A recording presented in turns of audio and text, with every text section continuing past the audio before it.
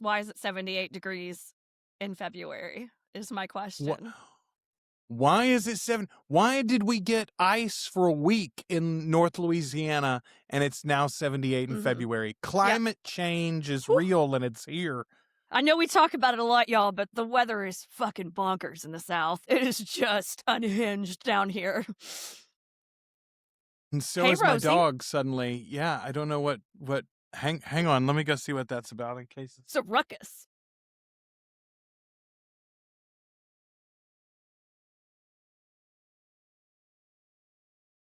Come here, Rose. Come on. Look at my cute Chewbacca's back there. I have so many. Oh, okay. I have a Bob Dylan is what I have. I hung my love Bob it. Dylan.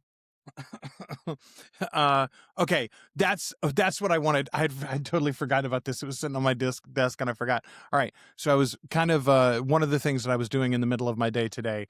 I filter in lots of things. Sometimes I watch a movie in 17 parts. Sometimes I listen to an audiobook. I'm listening to a new one called I'm Starting to Worry About This Big Black Box of Doom, I think is the name of it. It's by Jason Pargin. It's a real fun book so far. But one of the things I did today was I listened to some of our last episode, and I was reminded of the humorous anecdote at the beginning where I shared with you my Valentine's Day present from Kelly, which was the naughtily inscribed belt. Well, folks, that wasn't the only Valentine's Day present. I intended to have this washed so that I could be wearing it for you today, Ashley. However, is so brilliant. I love it so hard. This came in the mail like the day afterwards. It's brilliant. It's a Kelly branded t-shirt. It's a bunch of pictures of Kelly and her name. It's the best. Like she's a freaking rock band. Hey. Yeah, it's pretty awesome. She's a freaking rock star for damn sure. Indeed. I love it. So there you go. Now you've seen all of the Valentine's Day presents I could share on camera anyway. Anyway. That's right. Some things are not for public consumption. That's for Articulate Coven After Dark. Okay, we are the Articulate. Yeah, that's right. We are the Articulate Coven. That's on our OnlyFans. I haven't started that account yet. Yeah, but we'll tell you. We'll put it in the show notes. You'll know the economy has taken a turn, friends. Oh, God, can you imagine? I'm not saying there's not a day. I'm just saying today ain't that day. I still have very cute feet. I'm just saying. So many pairs of panties in this house. Anyway, okay. Welcome to the Articulate Coven, the original, unofficial fan podcast and community for Anne Rice's Immortal Universe.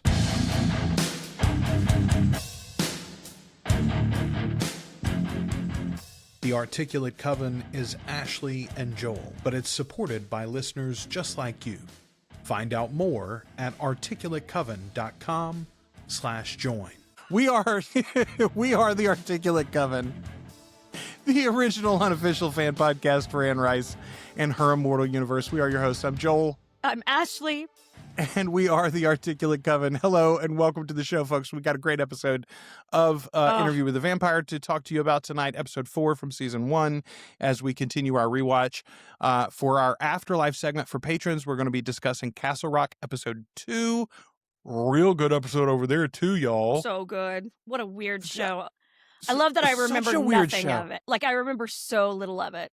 I remember, like, some of the characters, but I don't remember much else. Okay, so I watched the first episode of Lost with the family the other night. Kelly knows the story vaguely, and she watched like 3 or 4 episodes when it was on TV. She was not really a fan. The boys have never seen it. The girls have never seen it. I say that. I think Remy watched like 3 episodes the first 3 episodes at a uncle's house or something, but they've never seen the show otherwise. And so we watched the first episode, and I told them they've got to watch the second episode with me because it's a 2-part pilot, right? Mhm. I was like, if you don't like it after the pilot, then fine, no big deal. But I think a few of you might be hooked. They were way in on the pilot, or most of them were, it seemed like. So I got my fingers crossed. But it was weird seeing, especially Terry O'Quinn, and then he's the narrator so heavily featured in that second episode of Castle Rock. So we'll get there in the Afterlife segment. First, though, we got some vampires to talk about. Ashley, the last few episodes, I've been watching these with Judah. He was out of town, actually, when I watched Interview with the Vampire episode 4. So instead of Judah's feedback, I've got quite a lot of feedback from YouTube, actually, for the last couple of episodes. Excellent. Some really good stuff here. Okay, first of all, this is not on one of our last episodes. This is a comment that was on... this was on our discussion of the Anne Rice Celebration of Life. Philip says, not surprised they didn't show any of the TV stuff. Anne would have hated them. Let's be honest, ... And I said, cannot disagree more. I think she'd be madly in love with Sam, Jacob, Asad, and Eric. She says, no, or Philip says, no, the shows are completely unfaithful to the books on a basic level. She would hate it regardless of the performances of the actors. Star Wars, for example, no matter how much people love Luke Skywalker, Last Jedi is still hated to this day. And I replied, oof, not by anyone whose opinion on Star Wars I respect. It's not. The Last Jedi is the second best film of the entire series. Have a great day, bud. This channel isn't for you, I'm fairly certain. And then he's not going to like anything I have to say about Star Wars. Philip's not going to like our commentary. I'm sorry, Philip. We're not for you, bud. Many YouTube channels out there, podcasts available that are happy to run down some Star Wars and this TV show with you, but not us. Thank you. We are not the ones. We are not Okay, here's some 6 degrees of separation for you. Books, Gers, and Purrs says, everything is tuberculosis. The author quotes one of my favorite comedians in his book, Naomi Epkurigan, who coincidentally was the host of AMC's podcast for season 1, Small World. I had missed that in the book. He quotes lots of people in the book, obviously, but I did not recall that name. But there we go. We found a connection for Everything is Tuberculosis with our little show. Okay, this was from Angela Holmes on In Throes of Increasing Wonder, the episode 1 discussion. When I first watched the pilot, I was hooked. Sam Reed and Jacob Anderson did a brilliant job taking over the roles of Lestat and Louis, especially Sam. Totally agree about Florence Radon Chong, who did a good job.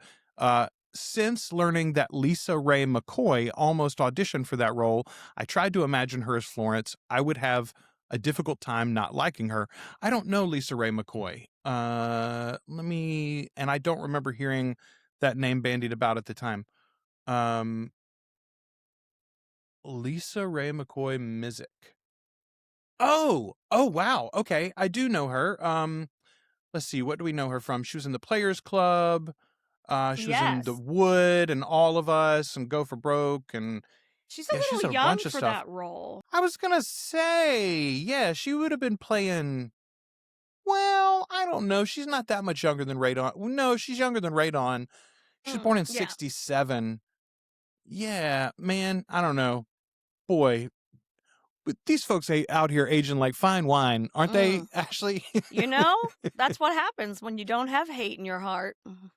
Goodness gracious. Okay. Mostly Harmless commented on our most recent episode, Is My Very Nature That of a Devil?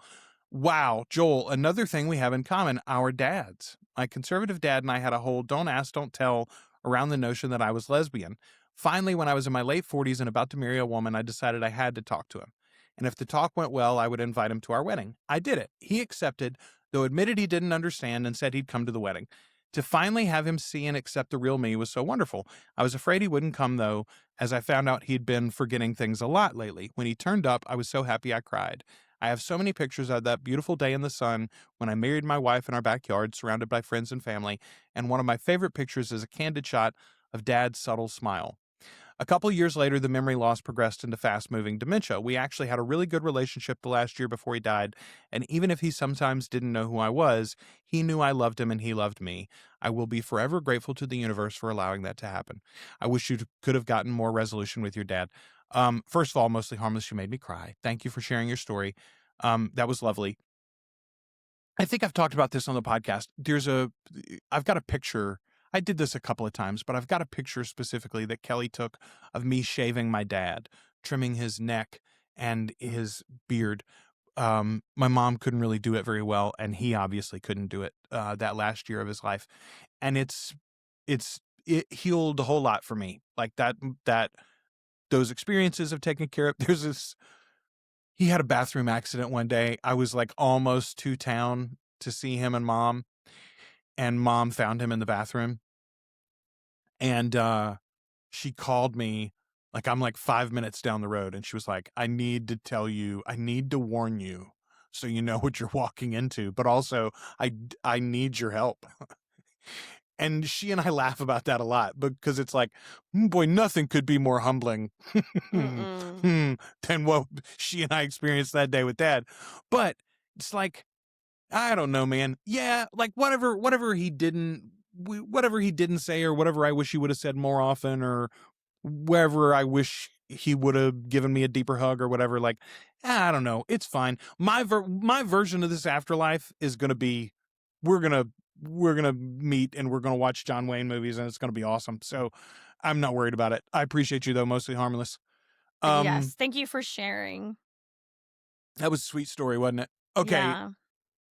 I thought this one was interesting. Love Sierra Anastasia. Which, first of all, I think that's a fairly new, I don't remember that commenter, so thank you for jumping on board. Personally, I don't know if I think Louis is worried about Antoinette as something Lestat wants and he can't offer. That was the way that I'd laid it out. You know, the fact that she is a woman, is that what is bothering Louis? I think Louis like, what the fuck? Because imagine someone unaliving you after claiming they love you and you all will be together forever. And then you find out after that they want an open relationship, LMAO. And Louis has been depressed the entire time before and after, then got turned without the full info of what this forever entails, then gets cheated on and laughed at when he asks if he's enough. Okay, when you lay it out like that, it looks very bad, Love Sierra. Then add all of his other problems into the mix. I feel like the takeaway is pass out therapist info over vampirism. Okay, my one rebuttal to that is, in between the night he's turned and when we meet Antoinette, there's 6 years of relationship there. And what we hear even from Louis is that Louis has been effectively not in the relationship for quite a while. Like he's been physically cold to the level that even he is like, I've been denying Lestat. Acknowledging it. Yeah. And like, listen, relationship is not just a sex dispenser, right? Like nobody is saying that, but at the same time, everybody's got needs. And if you genuinely over half a decade plus understand, I cannot meet your needs, actually, we can come to some agreement. Now, it's true, Lestat didn't really make it clear. Oh, no, are you fucking kidding me, Joel? You are so apologetic for this guy. It is goddamn ridiculous. Note about that too. I mean, my Christing fuck. You have a conversation if you want to go non-monogamous. You don't just go do it. Come on. Well, and it very specifically. And you certainly don't flaunt it right in front of me. No, Lestat had hung this out. Lestat had hung this out for Louis as if he was going to eat this woman. And Louis had bowed out. As we find out in this episode, he does a lot now. By the time Claudia's around, he bows out all the time when Lestat goes to eat because he doesn't like the way that he eats. No. Hey, listen, I'm a very picky eater, and a lot of times I don't sit at the dining room table when like everybody's going to be like elbow to elbow crowded in. Sometimes I just don't sit down. Anyway, but you're right. I'm doing backflips here to justify Lestat's bullshittery. You are definitely 100%. Because he is doing it to be hurtful, at least from this perspective that we're seeing. He is doing this to evoke a response from Louis. Even if it's just like, come on, fucking enjoy life, he's still doing it to needle him and to force a reaction, a response out of him. It is not healthy by any stretch of the imagination. Okay, this comes from Austin is Spooky. It's so interesting that Brian Fuller was involved with the show. We were talking about one of our previous episodes about when it was going to be at Hulu.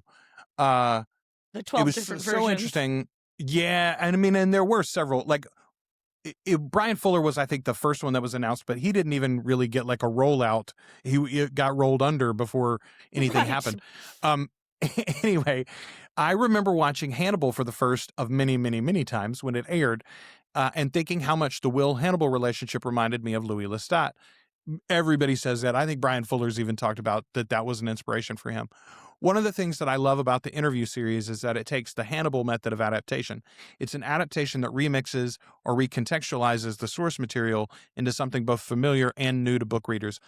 Excellent, excellent read. Hannibal, the show, the series from NBC, and Brian Fuller very much did that.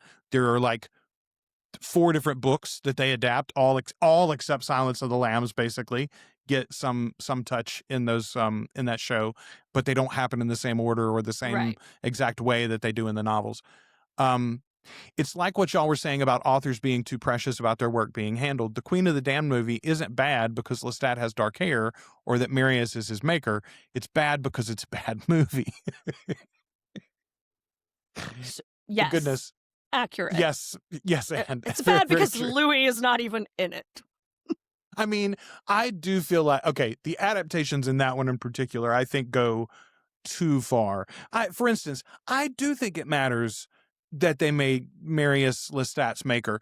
The relationship is different. One of the things that is important in who Lestat is his lack of parentage, right? Mm-hmm. His mom is this absentee mother who's so distant and cold. His father is literally a hateful bastard. And he is himself not a great parent.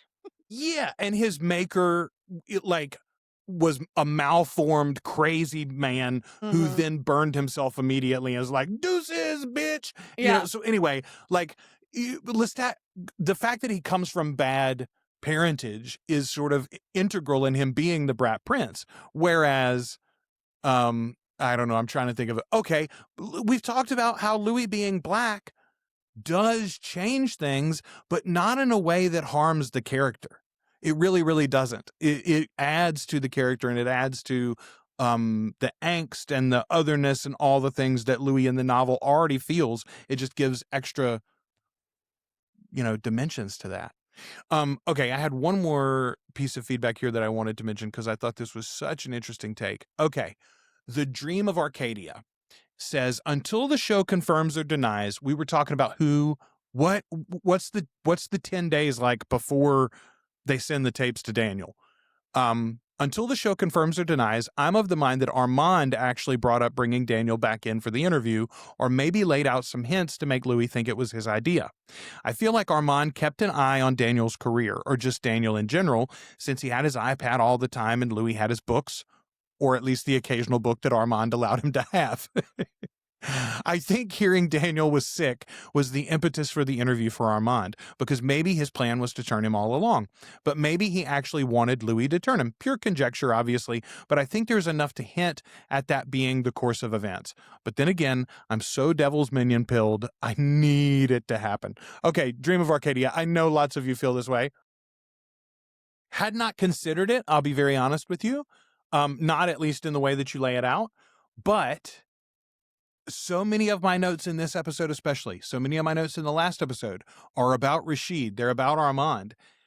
Knowing everything that we know now, he is not fading into the background at all, right? He is putting himself right up there on Front Street in front of Daniel on a regular basis. Well, yeah, he's forcing interactions with Daniel, and he's forcing uncomfortable interactions with Daniel as well, which is forcing questions too. Like the way that he prays in this episode, for instance, it occurred to me as like, this is performative, whether it's his actual religion or not, which we don't know yet. But even if it is, it was to do it in a way that drew Daniel's attention like that. You want him to come in here, and then he says the thing in a different language, which Daniel's going to catch, and now he's like, "Are you from Crimea? Is that what I'm hearing?" What's happening? Anyway, yeah, good call, Dream of Arcadia, and I do think whenever we get around to our Devil's Minion story, which I think we're going to get some of this season, if not the whole thing, I do think we're going to get answers to those questions. Who started this and how did this come about? And I think you may be onto something there. It Actually may be really Daniel's going to love that die out theory. there. We got to make this happen. Mm-hmm. You I know? like that theory a lot. It would give a motive in a place where you and I have sort of been searching for one. But it Exactly. Like, does, why would Armand agree to it? yeah, or be the impetus of it, you know? Yeah. Okay, so let's get into the episode proper. Off the top, Rashid wears them gloves all the time, don't he? Always wearing them gloves. Don't look at my Covering up fingernails. some fancy nails. Yeah. Don't look at my fingernails. I can put it in contacts, but you can Rashid see my says fingernails. electronic mailbox. And okay, let's say that he's from a different part of the world and English isn't his first language, perhaps. Okay, fine. But a person of that age whose profession is like an assistant to a powerful Who carries person, around an iPad all the time. a giant iPad, they're not going to say electronic mailbox. And he fucking knows it too. Armand could have said email. He did it on purpose. We also get our first glimpse of the tree, and the flying bookshelves, and which again, like stones. Ashley, there's these bookshelves hanging 15 feet in the air. Why did you and I never question them when we first watched this? We'd never talked about those bookshelves in the first round, especially. We may have talked about them when we rewatched season 1, but like, holy moly. This time I was like, why would you have bookshelves that high? That doesn't make any fucking sense. I don't see a ladder anywhere. Do you? This isn't a Beauty and the Beast library situation where you've got the ladder you swing on and sing. No, you gotta rolling use ladder. You gotta use your gift of flight to get up there. The Articulate Coven is brought to you by our sponsors, patrons, and listeners and viewers just like you.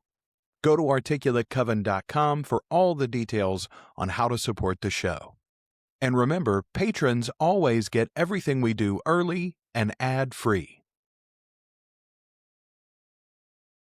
Ladies and gentlemen, theys and gays, friends beyond the binary, Miss Bailey fucking Bass. How great is she, by the way? I know and I think we'll still say that when we get back through this rewatch. I think Delaney Hales overall is the stronger Claudia. Well, but Claudia is stronger when Delaney is playing her.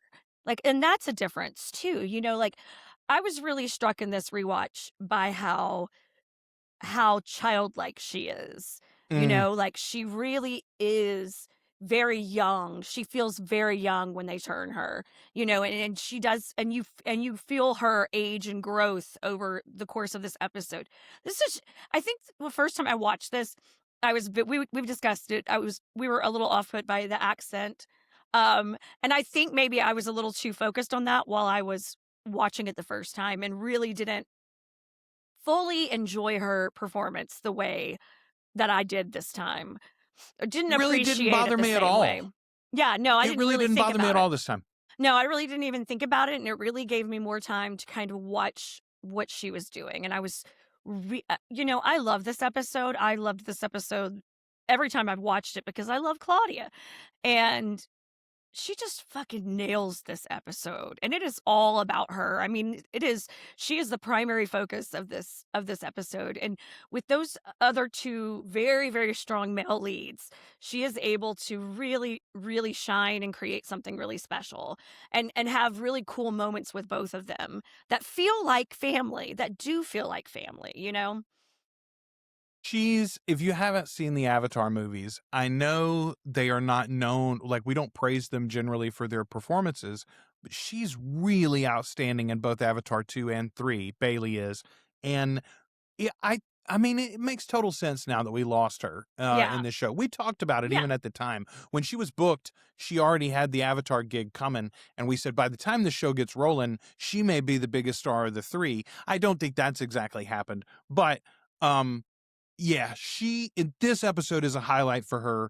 I know we've talked about what a shame it is that neither of the leads got recognized for acting awards, but the fact that she didn't get a supporting nod, I mean, I put this episode of TV up against any other It's fantastic. You know, single episode from a woman in that year. It's a really good performance, y'all. Range, just tremendous range in this one. Yeah, really, she really, really fleshes out Claudia very well. in this one episode. And it's really, again, that is such a testament to the writing too. Like, this episode is very well Yes. written.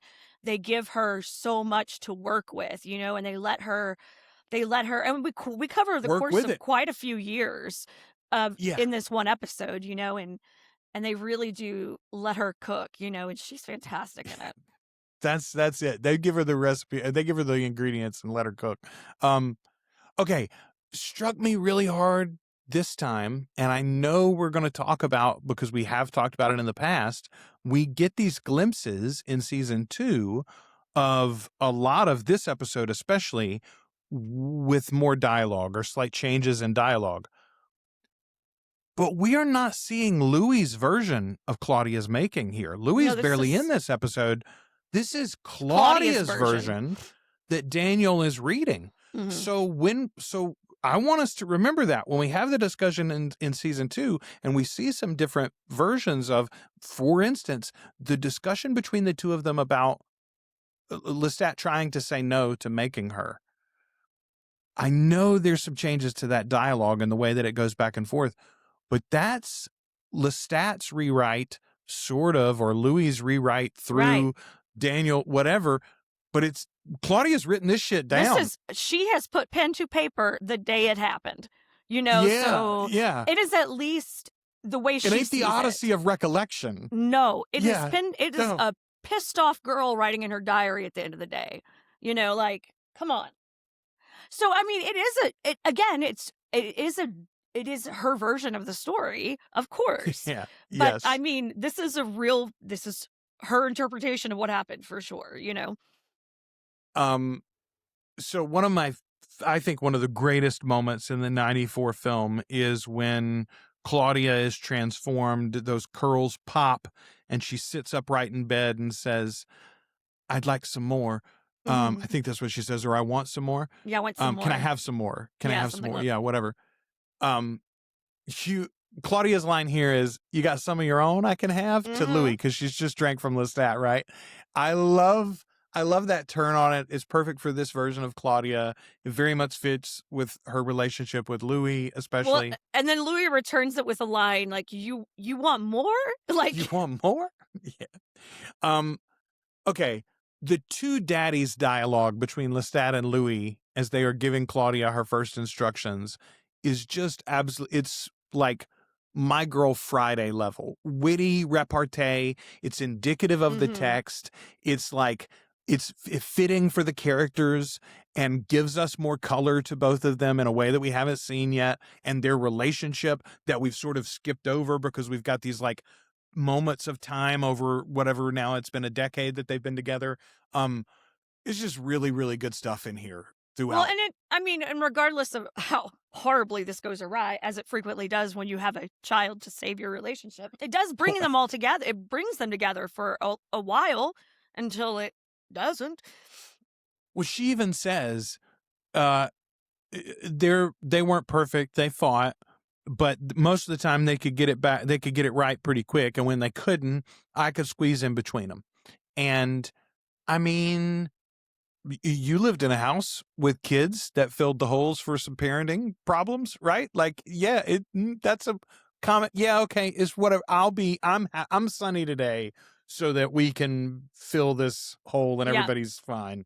I'll do 4 loads of laundry and 2 sets of dishes. Don't even worry about it. It's all taken care of. Okay. Claudia says in her diary, "Suck them like frog legs and burn them like trash." Yep.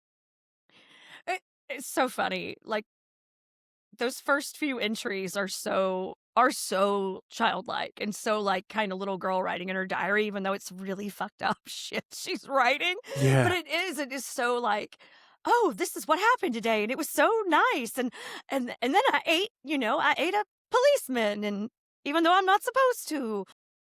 Man, I didn't think about it until just now, but I wonder if they named Charlie's character because of the similarities with Flowers for Algernon. You know, the diary format where we see Charlie's maturity ramp up in the book Flowers for Algernon. I don't know if you've ever read that book, but he goes, I do not need something so traumatic to be tied real into traumatic. these fucking vampires, Joel.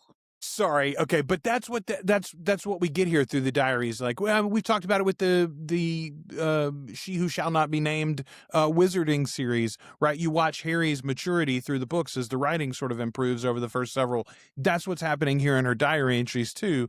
But yeah, I if we ever get to talk to Rowland, that's one of the questions I'm going to ask. Is like, did you name Charlie because of Flowers for Algernon? You did, didn't you? Okay, here's another great Claudia line. Lestat sits on the truth like it's his chair. Okay, I think the first time I heard that quote, sits on the truth like it's a chair. No, sits on the truth like it's his chair. Oh, Ashley, do you know anybody who is currently hiding a giant pile of documents and pretending that it's their privilege and their complete authority to do so?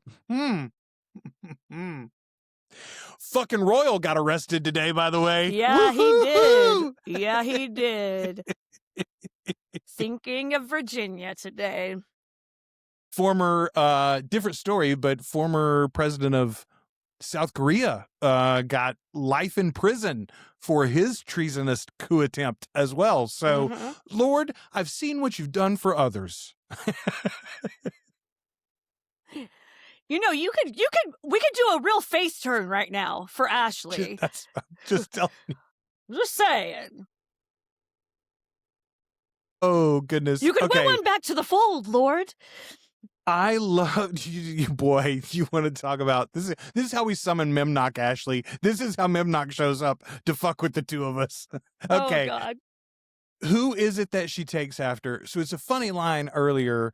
Louis is talking about, oh, I have to see she takes after me because she doesn't want to eat the bum sitting by the fountain. But then she goes and jumps on the cop and like tears him to pieces. That's like, who is it that she takes after? But all throughout this episode, I think we see again and again. In particular, I was struck in the scene in the bayou. Louis is out here in the bayou eating these catfish and telling her about love and life and how to be not extravagant with your killing, et cetera, et cetera. Louis is out here trying to raise a daughter. But what he's doing is reinforcing for her the ways that she doesn't want to be like him. Like, he's not doing that consciously, and I don't think she even realizes it consciously. But she is triangulating herself and who she's going to be already. And her tendencies, her innate tendencies are way closer to Lestat's than they are to Louis'. Well, and she don't like Lestat. She doesn't want to be like Lestat. Right. But every time Louis makes a pitch for how to be like him, she's like, ooh, you going to eat these catfish? Yeah. Well, and the thing is I think she does at this point. I think she does like Lestat. I think she really does. I think she's having fun with him. I think she's having fun with both of them. I think she really likes her time with each of her dads, you know, like it's like when a parent's like, I'm going to take one of my kids out, just the one, and we're going to do a special day together. And that's kind of like the vibe I got because you said, you know, Louis trying to raise a daughter. Well, Lestat is too. He's just raising a vampire daughter and is conscious of the fact that his daughter's a fucking vampire, you know? So he's like, all right, I'm going to teach you how to be an awesome vampire. And she's like, hell yes, let's go kill couples together, Dad. You know, like, you know? Dubai is a child, Mr. Malloy. No one is a native. Rashid, after he says his Islamic prayers, but he's speaking Crimean, I say, okay, even the line Dubai is a child, this guy is like 24, maybe 25 on the outside, right? You are a child to Daniel, sir. Don't say a lie. Again, if you don't want to draw attention to yourself. But I think now watching it, he does want to draw attention to himself. That's it. He's like, look, who do you ringing any bells? Hi. Think about Polynesian Mary? Maybe he even thought, well, maybe when we see each other, it'll come running back. It might. Who knows? Like, and do I want it to? Do I want him to remember? Or am I trying to keep it a secret? Or do I want to pull at this thread and kind of see what happens? It's so weird to think about Acid walking offset, walking off the edge of the screen. He's in a corridor we can't see, and he's effectively like pulling the petals off of a flower. He loves me not. He loves me not. Ormond. With both of them. Honestly, that's the other fucked up thing to think about, is that he's having that inner turmoil for himself with both Daniel and Louis. Well, and it could be too, like, one of the reasons why he's put this, if he is in fact the one that got this ball rolling, he feels himself losing Louis. So a lot of this is like an act of desperation to try to reassert himself with Louis, but also maybe I give myself a little backup plan if this goes awry, because I don't really like to be by myself. It sucks. He needs a stage manager, Ashley. Sometimes a door can be your best friend. Okay, that's another good line from Claudia in this episode. But also it reminded me of a very funny thing that has happened in my house now. Okay, we have a 4-bedroom home, 2 baths. So Kelly and I have the big primary main bedroom and bathroom, and then the kids have a bathroom between their 3 bedrooms. The boys have had their own room, and the girls shared the biggest room together. Well, the girls are 12 and they really need more space. Judah is about to graduate and leave. And so we were like, okay, when he leaves, how are we going to divide up the house? And so we've already figured that out. But the girls it was like, no, we cannot wait. So we have literally curtained off. We've got poles that go to the ceiling. Style. We put a curtain in the flex room so that we've carved out another bedroom space. Amazing. And Utah, the older twin, is out in the flex room because she's going to get the bigger she's going to get Judah's room when he moves. So until then, she's there. And we've moved Nola into her own room already in the bigger bedroom where Remy is in now. So everybody is tickled and everybody is happy. But I did think, boy, I can hear her and understand and agree so much with. Right. Sometimes a door can be your best friend. Yeah. And it's like a thick curtain will do too. Actually, if you just have to say, knock knock before you enter into a space, that's good enough. Mostly everybody deserves a little privacy. Yeah, they really do, man. It's important. Yeah. Mama Dulac is dead. Ding dong. Ding dong. The Wicked Witch. Bye.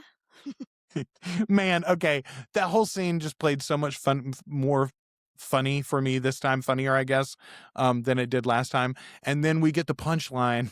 Lestat, she says it stinks, first of all, Claudia does, and Lestat says wakes were invented in places where it snows. His low-key fuck you delivery on lines like so that funny. is so good. Anyway, that brings up a note that I got, feedback we got. Mandy Taylor shared this excellent image of Lestat above like a Who Wants to Be a Millionaire style question. Oh my gosh, how to so ask funny. your crush out.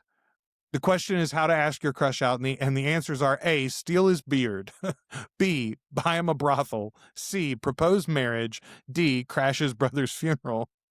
And of course, in the comments, most people were like, E, all of the above, because that's what Lestat does, right? Yeah. Mandy Taylor, though, says this is highly relevant after listening to Joel Sharpton rationalize Lestat's flawed choices in this rewatch, at times gymnastically. Yeah, Mandy, I agree. Okay, but look at the way they show this man when he lays that young woman over in a dip and drains her when she's running on Lover's Lane from Claudia, and he's like, she's with me, and then he lays her over and fucking bites her neck and his hair comes over his face. Oh. Look, Joel, we all see the same man that you do. We just can recognize his flaws. That man has no flaws. He's never done nothing wrong at all. Look, listen. He's misunderstood. I have been in a functional relationship far too long to find his activities attractive. Oh, man. Okay.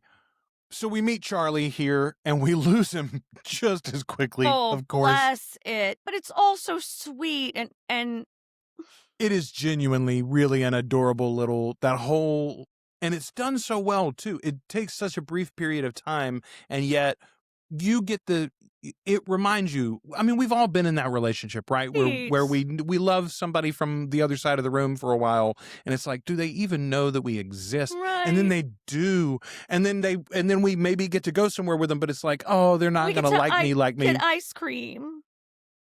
And then you get to heavy petting, and then anyway, you eat your boyfriend on accident. I would like to go on the record to say that I have never accidentally killed a boyfriend. I have gotten a lot of weird ads on YouTube and Instagram lately. I don't think there's a pill to fix this, though. There's a pill for all sorts of things. There's not a pill for eating your boyfriend. Oh, no. And when they're good and dead, like he was good and dead, like that makeup job or that dummy, whichever one it was, looked fantastic. He looked dead. They may have killed Charlie. They may have actually killed Charlie. I'm not 100% sure they didn't actually kill Charlie. But yeah, like this is an example of like this is where shit is going downhill with Lestat and Claudia. This is it. This is such a moment. It's one of those make or break moments as a parent, and he fucked it up hardcore. I mean, and he takes it remember this as his face as it melts. Remember this. This is why we never get close to mortals, which is rich from we him. Know he's fucking the same lady on the other side of the Mississippi River for like a decade at this point. I mean, outside of that, like, my God, in which book does he not find a mortal woman to like glom onto? Let me buy you an orphanage and restart your ministry. Do you want to become the world's greatest nun? I'm bewitched by your minstrel blood. I need myself a mortal woman. Let me read from Joel's belt. Okay. A vivid writer, isn't she? A singular style. First of all, she does. The way they write her diaries is really good here. We don't, correct me if I'm wrong, but I think in the novels, we don't ever really read the text of the diary. Jesse reads the diaries in Queen of the Damned and gets caught up in Claudia's ghost. And we see Merrick interact with her ghost, and I think she has one of the diaries at some point too. But I don't think we see the text of the diaries in the novels, do we? The only thing I think we might, do we see any in Queen of the Damned? We might. I can't remember. Maybe like a paragraph or two, but not at length anyway. But not. I mean, if Anne really loved me, she would have written a Claudia's version, Claudia's diary for me. So there is a version of Interview with the Vampire told from Claudia's perspective in a graphic novel, I believe. Yes, there is, I believe. That's out there, but Anne didn't write that. No. No, I really do love these diary entries. I love the way, they talk about, he's like, why is she talking to that book? And Claudia is so alone. She is so alone. She doesn't have friends. She can't have friends. She killed her only friend, and has such a huge overreaction, obviously, to like it, where it's like the last boy I'll ever love. I'm like, Claudia, calm down, but it is it's like the throes of being a teenager and having your heart broken the first time. It's that experience, but then it's compounded because you actually ate him. And also, you're a vampire. It's crazy too, because as insanely, I mean, literally, as the end of this episode ends, we don't know exactly how far Claudia takes her reaction to Charlie's death until next episode. Like, it gets worse, actually, than her burning herself in the parlor. Yeah. First of all, though, that line is absolutely about Our Lady Anne. A vivid writer, isn't she? A singular style. Listen, a lot of people have imitated Anne's worlds. I've never read anybody that has accurately imitated Anne's work. Yeah. Different things. Her style is very... Yeah. You could just see it and smell it and hear it from a mile away. Smells like jams. Man, okay. So there in Dark Shadows, there is a ghostly character that every time she is involved in the storyline, the characters smell jasmine. And I just keep thinking, first of all, I didn't know that jasmine was available in Maine in any form or fashion. But okay. All right, great.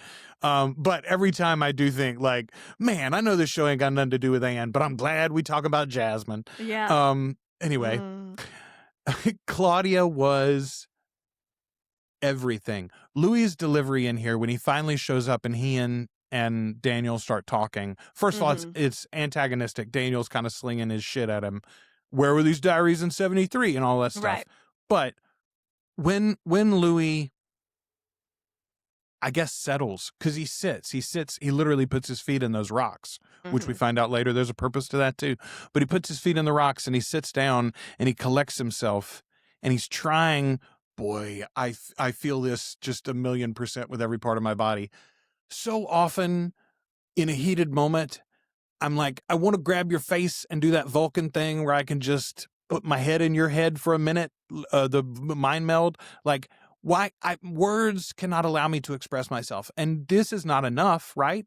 Claudia was everything. That's as close as he can get. And the delivery from Jacob is just perfect on that. Interesting line from Daniel there, too. I've been dreaming about Polynesian Marys ever since you sent me the tapes. That's not going to come up again anytime soon, I'm sure. It's not a little crumb. Man, and then to end this episode, though, again on the monologue from Bailey. So good. And the scene where she burns herself. Genuinely... that young lady's going places, folks. Just a virtuoso performance here. Meets every ask that they have of her in this show. Yeah, she's fantastic and so fun to watch. Like really, really fun to watch. I've had Delaney in my head so hard for just because that's what I've watched most recently, and I haven't revisited season 1 in a while, and so I was completely sucked in and charmed by her this episode.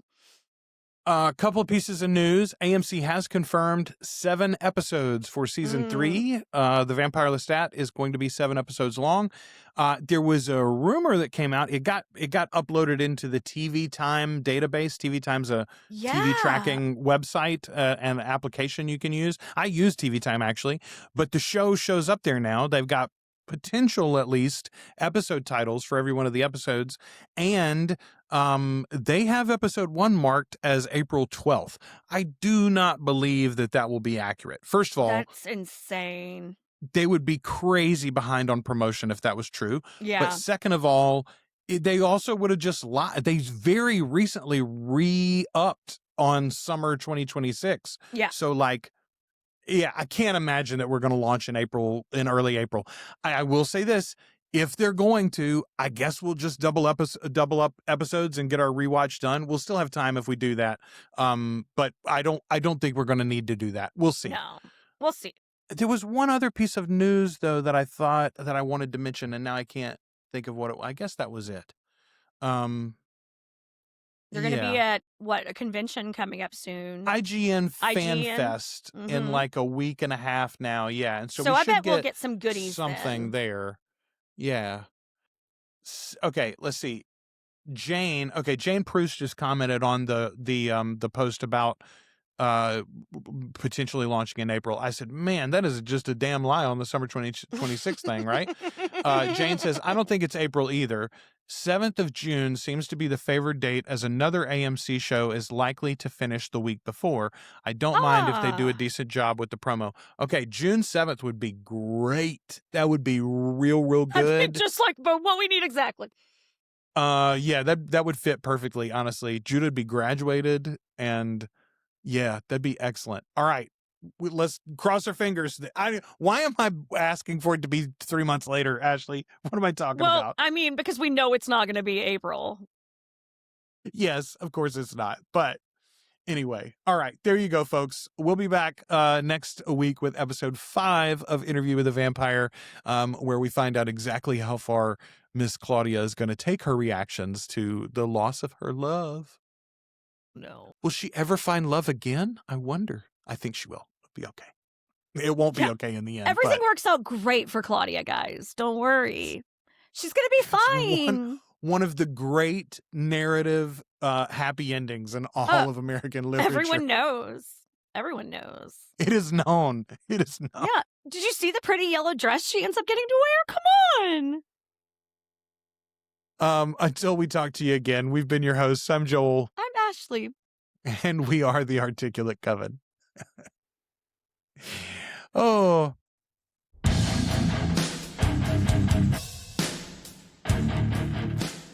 Thank you for sharing this time with the Articulate Coven. Support the show as either a free or paid member at articulatecoven.com/join. You can also find us on YouTube, Spotify, and wherever you listen to podcasts. Find more from the Coven with our sister show, Flan Again, covering the works of Mike Flanagan.